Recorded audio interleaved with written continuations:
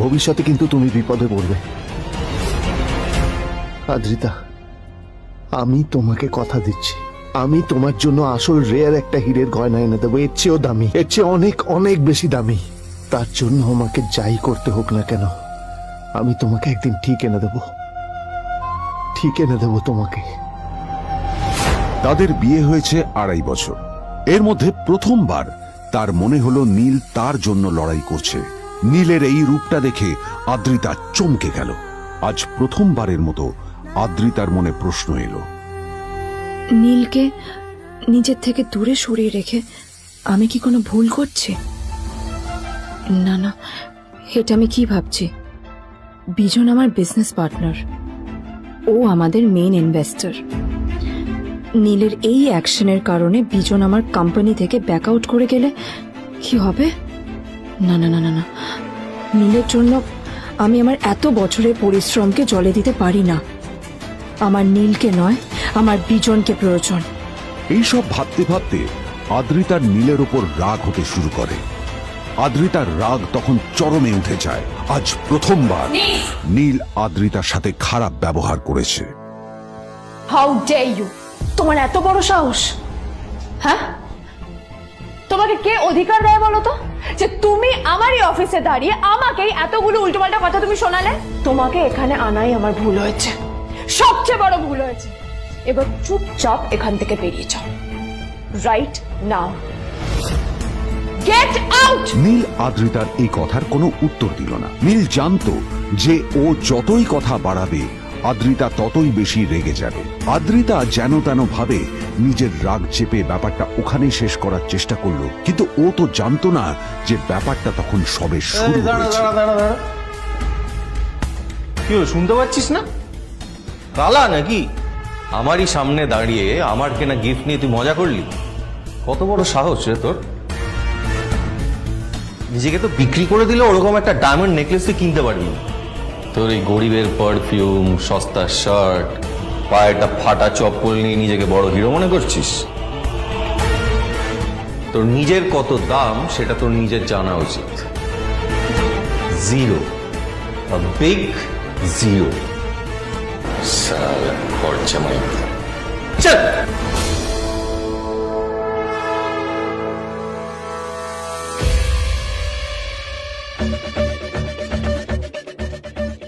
নীল তখনও ঝামেলা করার মেজাজ ছিল না, কিন্তু যখন কেউ অন্যের নীরবতা সুযোগ নিতে শুরু করে তখন কথা বলাটা প্রয়োজন।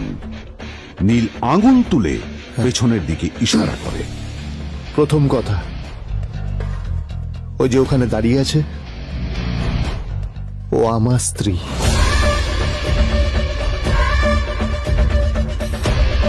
তাই আমার স্ত্রীকে তোমার নেকলেস দেওয়ার কোনো অধিকার নেই। ওকে যদি নেকলেস দিতে হয় তাহলে আমি দেব। তাই এসব ফ্রডগিরি বন্ধ করো। আর দ্বিতীয় কথা, যার পকেটে পয়সা নেই ঝনঝন আওয়াজ করা তার মানায় না।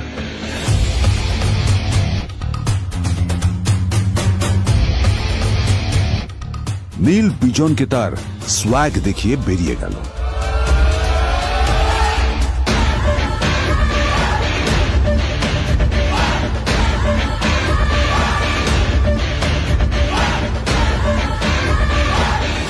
আদ্রিতার রাগে গজগজ করছিল। ওর জ্বলন্ত চোখের সামনে শুধু নীলের মুখটা ভেসে উঠছিল। ও যতই নীলের কথা ভাবছিল ততই ওর রাগ বেড়ে যাচ্ছিল। গত কয়েক মাস ধরে আদ্রিতার কোম্পানির অবস্থা একেবারেই ভালো ছিল না। আদ্রিতা তা সামলানোর আপ্রাণ চেষ্টা করছিল। কি যে করবেও সেইটাই বুঝে উঠতে পারছিল না। তারপর বিজনের সাথে ওর দেখা হলো, আর তখনই বিজনের সাথে ওর বন্ধুত্ব হলো। বিজন একটা খুব বড় পরিবারের সদস্য। আজ বিজন শুধুমাত্র আদ্রিতার কোম্পানির একজন বিজনেস পার্টনারই নয়, সাথে বড় ইনভেস্টরও। আর শুধুমাত্র বিজনের কারণেই আদ্রিতার কোম্পানি এখনো চলছে। এই কোম্পানির সমস্ত লস বিজনই বহন করে এবং আদ্রিতারও ওকে তাই খুব প্রয়োজন। বিজনের সাথে বন্ধুত্ব করা আদ্রিতার পক্ষে সহজ কাজ ছিল না। অনেক কাঠখড় পুড়িয়ে আদ্রিতা ওর কাছাকাছি এসেছিল। সবকিছু ঠিকঠাকই চলছিল, সবকিছুই আদ্রিতার প্ল্যান অনুযায়ী হচ্ছিল। কিন্তু নীল আজ এসে সবকিছু নষ্ট করে দিল। জাস্ট কি দরকার ছিল বুঝতে পারছি না। কি দরকার ছিল নীলের বিজনকে এতগুলো কথা শোনানোর? এবার বিজন আমাকে টাকা দেবে কিনা সেটাও জানি না, আমার কোম্পানিতে ইনভেস্ট করতে চাইবে কিনা সেটাও বুঝতে পারছি না। কি করব?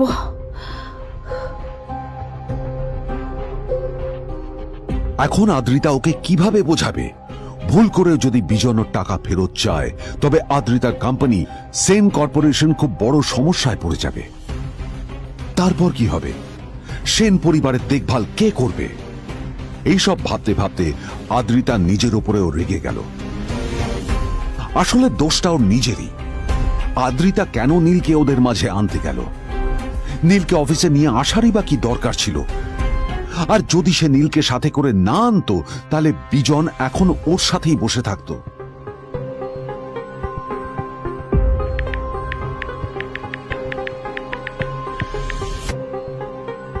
প্যামেলা, আমি মিটিংয়ে বেরোবো, আমার চেঞ্জটা একটু নিয়ে এসো প্লিজ। Thank you. আর অন্যদিকে সেন কর্পোরেশনের অফিস থেকে বেরিয়ে নীলের খুব ফুরফুরে লাগছিল। তখনই হঠাৎ ওর ফোনটা বেজে উঠল। ফোনটা ছিল মিস্টার রায় চৌধুরীর। তিনি ছিলেন শহরের সব থেকে বড় বিজনেসম্যান। হ্যাঁ মিস্টার রায়চৌধুরী, আমি আপনাকেই ফোন করতে যাচ্ছিলাম। আমি একজন বিশেষ লোকের সাথে তোমার একটা মিটিং ফিক্স করেছি। ওর অ্যাড্রেস আমি তোমাকে টেক্সট করে দিয়েছি। আমি চাই তুমি ওই লোকটার সাথে মিট করো। ঠিক আছে, আমি যে কোনো কারোর সাথে দেখা করতে পারি, কিন্তু তার জন্য আপনাকে আমার দুটো শর্ত মানতে হবে। প্রথমটা, আমার জন্য একটা রেয়ার হীরের নেকলেস আপনাকে জোগাড় করে আনতে হবে।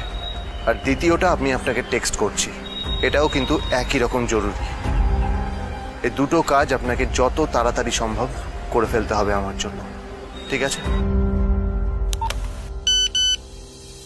তোমার অ্যাকাউন্টে কিছু টাকা পাঠিয়েছি, কিছু জামা কাপড় কেন, যাতে তুমি ভদ্র সমাজে আসার যোগ্য হও আর তোমাকে আমি স্বামীর পরিচয় দিতে লজ্জা না পাই। তোমার কারণে আমার পরিবার লজ্জা পাবে, আমি সেটা চাই না। যখনই দেখি তখনই তুমি ভিখিরির মতো ছেঁড়া ফাটা জামা কাপড় পরে থাকো। আসলে আদ্রিতার বাড়িতে আজ ফ্যামিলি ডিনার পার্টি ছিল, আর শেষবার নীলের জন্য ওকে অনেক ঝামেলা পোহাতে হয়েছিল। মেসেজ পড়ে নীল ফোনটা নিজের পকেটে রেখে রাস্তার ধারে গিয়ে একটা ট্যাক্সি থামানোর জন্য হাত বাড়িয়ে দিল। নীল ট্যাক্সি ধরে গোল্ডেন সিটি অ্যাভিনিউর দিকে বেরিয়ে পড়ল। গোল্ডেন সিটি অ্যাভিনিউ শুধু কলকাতারই নয়, এটা ছিল সারা পশ্চিমবঙ্গের সবচেয়ে বিলাসবহুল সোসাইটিগুলোর মধ্যে একটা। আসলে এই সেই জায়গা যেখানে মিস্টার রায়চৌধুরী আজ তার জন্য গোপন মিটিং ফিক্স করেছিলেন। কিন্তু নীল কার সাথে দেখা করতে যাচ্ছে এ সম্পর্কে ওর কোনো ধারণাই ছিল না। যখন নীল সেখানে পৌঁছলো, পুলভিলার বাগানে বসে থাকা লোকটিকে দেখে রাগে নীলের রক্ত ফুটতে শুরু করলো। নীল ওখানে না দাঁড়িয়ে বেরিয়ে গেল। তখনই হঠাৎ একটা মেসেজ এলো। আসলে আজ আদ্রিতার ফ্যামিলি গ্যাদারিং এ যাওয়ার আগে নীলকে ওর হাই স্কুলের রিইউনিয়নেও যেতে হতো। গ্র্যাজুয়েশনের পর এত বছরে এই প্রথম নীল তার কোন কলেজ বা স্কুলের রিইউনিয়নে যাচ্ছে। এতগুলো বছরে নীল তার কোনো বন্ধুর সাথেই দেখা করেনি। নীলের তার পুরনো সহপাঠীদের কথা মনে পড়তে লাগলো, যাদের সাথে ও স্কুলে মজা করত। আজ আবার ওদের সকলের সাথে নীলের দেখা হবে।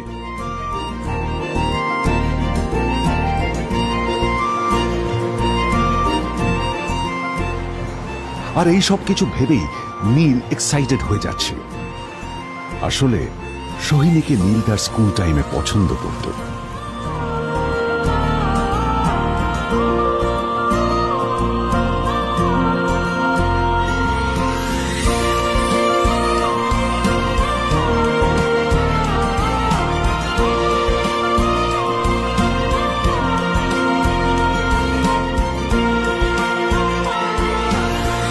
অন্যদিকে সেন কর্পোরেশনে ইনভেস্টরদের সঙ্গে আদ্রিতার মিটিং একেবারেই ভালো যায়নি। তাকে দেখে বেশ গম্ভীর মনে হচ্ছিল।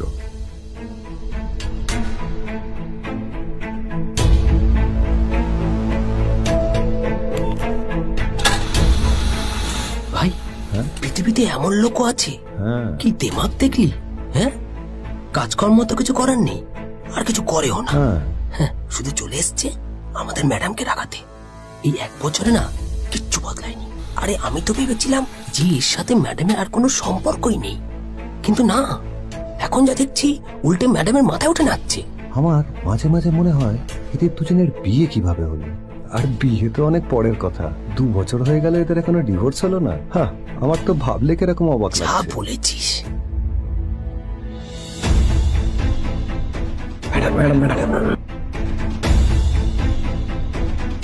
অফিসে চলতে থাকা এইসব কথা শুনে আদ্রিতার আরো রাগ হলো। আদ্রিতা ক্যাবিনে যাওয়ার পরে রাগকে নিয়ন্ত্রণ করা ওর পক্ষে আরো কঠিন হয়ে গেল। ও তখন বুঝতেই পারছিল না যে ওর রাগ কিভাবে নিয়ন্ত্রণ করবে। আদ্রিতা এটাও ভাবছিল যে নীলের জন্য ওকে আর কত অপমানিত হতে হবে। এসব ভাবতে ভাবতেই আদ্রিতার চোখ গেল ওর বাবার ছবিটার দিকে।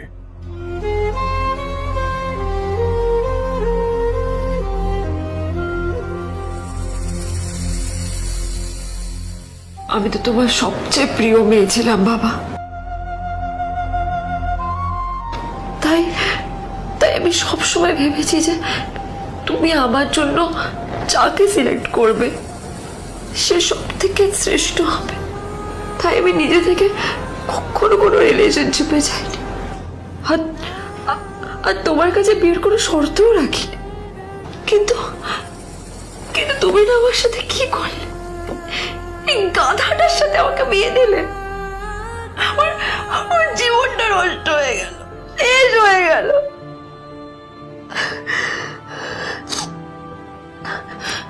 আমি যদি একটু জানতাম যে ও ও কিছু করে না, ঘর চাপাই হয়ে থাকবে, এইসব কাজকর্ম করে, তাহলে আমি কোনোদিনই বিয়েতে রাজি হতাম না বাবা, কোনোদিন না, কোনোদিন।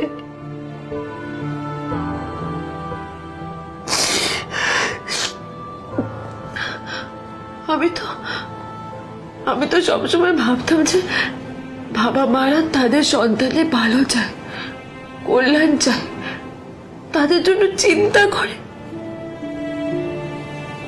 কিন্তু কিন্তু বাবা, তুমি আমার জন্য একটু চিন্তা করোনি।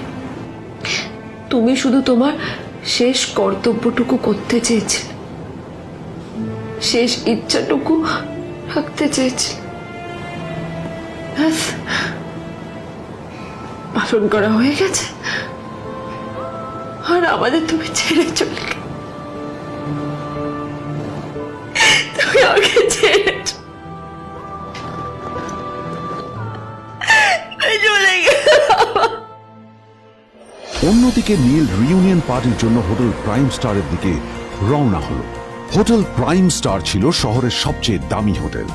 ওখানে শহরের সব বড় লোকেরা যাতায়াত করত। নীল যখনই তার পুরনো বাইকটা নিয়ে ওখানে পৌঁছলো, ওর পুরনো জামা কাপড়, পুরনো বাইক আর ওর পায়ে ছেঁড়া চপ্পল দেখে সিকিউরিটি গার্ড ওকে গেটের বাইরেই আটকে দিল। থাম থাম, এই কোথায় যাচ্ছিস শালা ভিখিরি? না না দাদা, আপনি আমাকে ভুল বুঝছেন। আসলে আমাকে ইনভাইট করা হয়েছে, আমি এই হোটেলেই এসেছি। শালা মিথ্যে কথা বলার জায়গা পাস না? হ্যাঁ, মিথ্যে কথা বলার আগে নিজের চেহারাটা তো দেখতিস। এটা একটা প্রাইম হোটেল, বুঝেছিস? এখানে সব শহরের বড় বড় লোকেরা তাদের বড় বড় গাড়ি নিয়ে আসে। শালা তোর মতো একটা ভিখিরি একটা ফ্যাট প্যাটে আওয়াজ বের করা বাইক নিয়ে চলে এসেছিস, আর আমি তোকে ঢুকতে দেবো না দাদা, আমাকে ইনভাইট করা হয়েছে। আমাকে শুনুন শুনুন, আরে চল আমাকে একবার ঢুকতে দিন আমাকে। নীল পড়ে যেতেই একটা দামি গাড়ি ওখানে এসে দাঁড়ালো। এই গাড়িটি আর অন্য কারো নয়, হোটেল প্রাইমের মালিক মিস্টার খান্নার ছিল। কি হচ্ছে কি এটা? হোটেলের গেটের সামনে এসব এসব ক্যাশ চলছে এখানে। হোটেলের বদনাম হবে না এতে? স্যার দেখুন না, এই যে ভিখিরিটা হোটেলে ঢুকতে যাচ্ছে, আমি বারণ করছি, শুনছে না স্যার? শালা, আপনি কি করতে আছেন? কে, কি হয়েছে দেখি দেখি কে? মিস্টার খান্না তার চশমা খুলে নীলের দিকে দেখলেন, আর ওনার মুখটা হাঁ হয়ে গেল।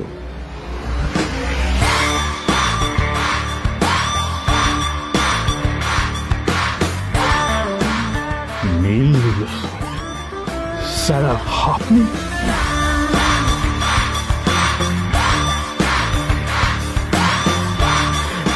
Extremely sorry sir. Sir sir, আপনি একটা ইনফর্ম করেননি কেন আমাকে? আপনি আসবেন জানলে তো আমি নিজে রিসিভ